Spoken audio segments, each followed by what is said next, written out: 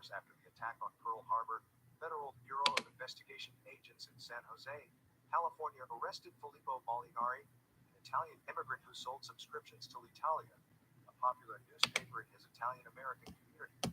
While held in custody, Molinari asked why he was being detained, only to be told that his arrest was by order of the president. A few days later, FBI agents forced Molinari and approximately 500 other enemy aliens, including more Italian nationals as well as Japanese and German immigrants from California, onto a train bound for an internment center in Missoula, Montana. Later, Molinari recalled how cold his feet were when he got off of the train and stepped onto the freshly fallen snow. He realized that he still wore his slippers and pajamas because he was unable to grab a coat or any heavy winter clothes before his arrest.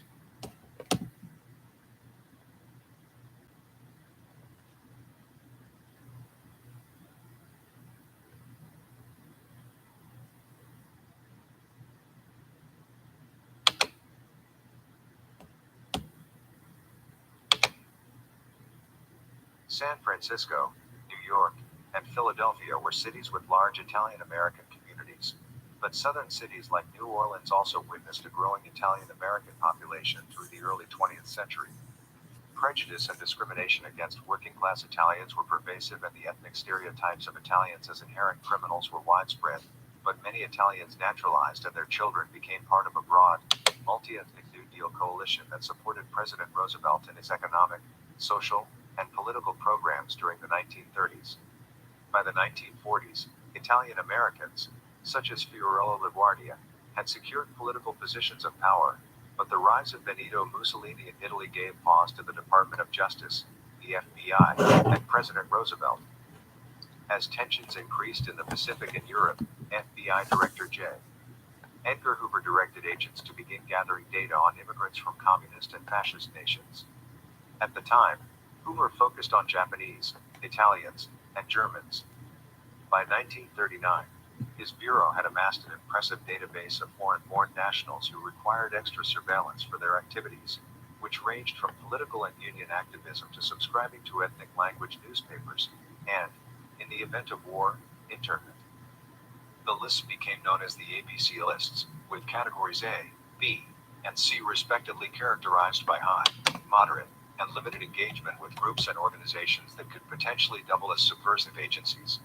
Beginning in the summer of 1941, the Immigration and Naturalization Service, part of the Department of Justice at the time, established procedures and centers in Montana, New Mexico, and North Dakota for interning enemy aliens should war occur. The attack on Pearl Harbor triggered the implementation of the arrest and detention plans. On December 7th, FDR issued Proclamation 2525, declaring all citizens of Japan ages 14 and older to be enemy aliens, making them subject to any regulations deemed appropriate by Attorney General Frank S. Biddle. The following day, FDR issued Proclamations 2526 and 2527, placing foreign-born Germans and Italians, respectively, within the same enemy alien category as foreign-born Japanese. Essentially, any individual from any enemy nation who had not initiated paperwork for naturalization was considered an enemy alien.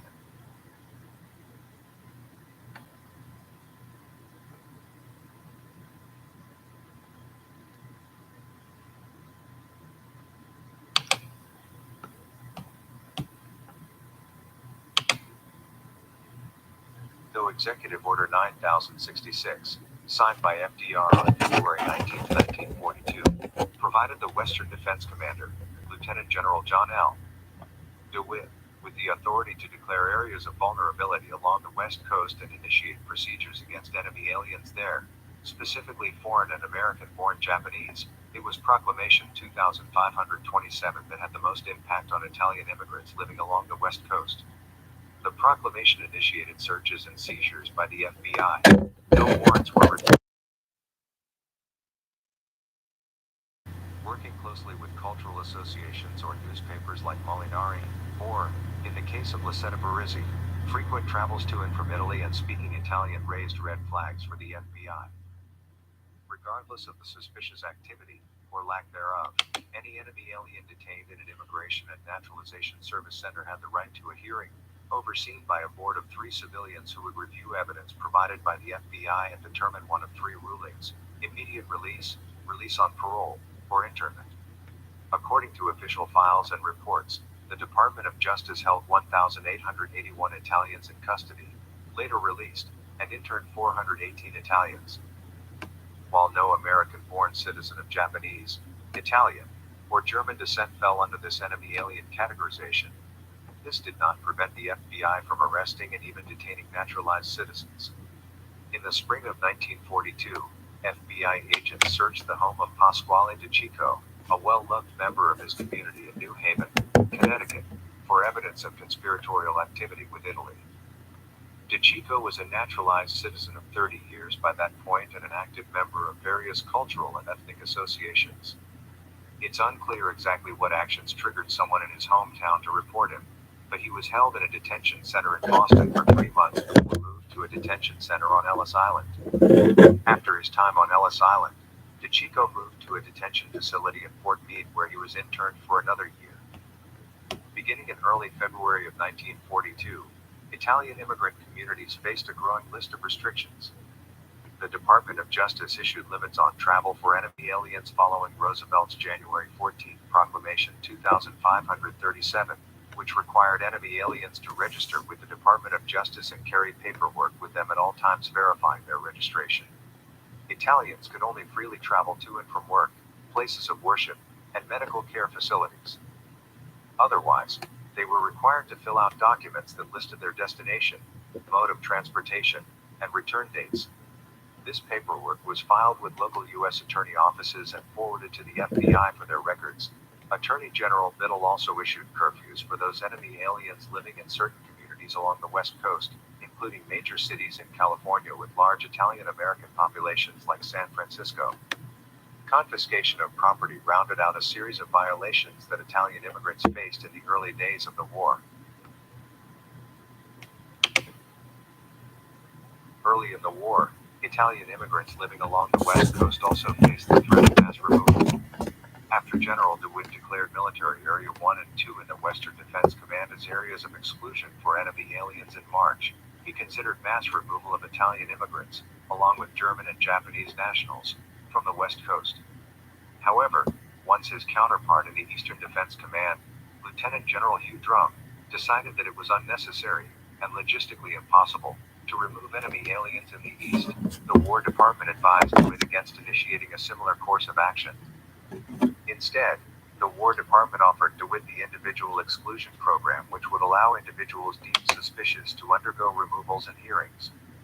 DeWitt would eventually remove 120,000 foreign and American-born Japanese, but beginning on February 24, 1942, he required nearly 10,000 Italian immigrants to move out of restricted areas of California along the coast, predominantly San Diego and San Francisco, to areas further inland. Sometimes, these distances were absurdly short, relocating a few streets over to move outside of restricted areas. In other cases, some went to the nearest large city closest to their homes outside of the restricted zones, like Reno, Nevada. Regardless of the location, finding housing was often difficult, particularly when employment was interrupted. The Alien Property Division of the Department of Justice confiscated thousands of boats used by Italian fishermen along the coast, jeopardizing economic security and creating financial difficulties for their families.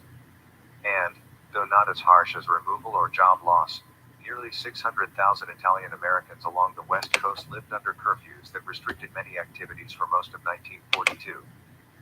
On October 12, 1942, Columbus Day, Attorney General Biddle removed Italians from enemy alien status, lifting all restrictions, though there was still the possibility that individuals could be interned for suspicious activities.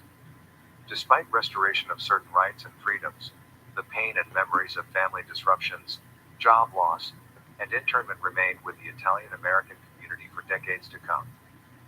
But thanks to the work of historians such as Lawrence D. Stasi, who raised awareness of this Una Storia Segreta, or secret history of internment, and the concern among American politicians post-September 11, 2001 that prejudice and discrimination could become issues again, the Department of Justice submitted a report to Congress on its own involvement in surveillance, civil rights violations, and internment.